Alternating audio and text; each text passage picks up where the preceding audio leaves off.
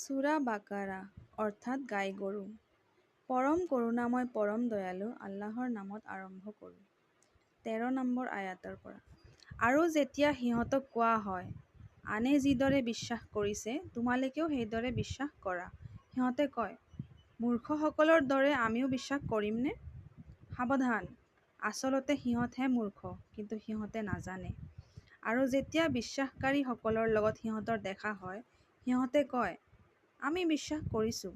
কিন্তু যেতিয়া সিহঁতে সিহঁতৰ চয়তানী দলত থাকে, সিহঁতে কয়, আমি আচলতে তোমালোকৰ লগতহে আছোঁ।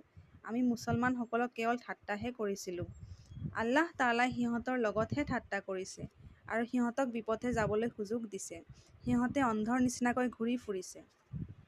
সিহঁত হৈছে সেইসকল লোক যিসকলে সুপথৰ পৰিৱৰ্তে বিপথ কিনি লৈছে, গতিকে সিহঁতৰ বেপাৰ লাভজনক নহয় আৰু সিহঁতে প্ৰকৃত পথ হেৰুৱাইছে।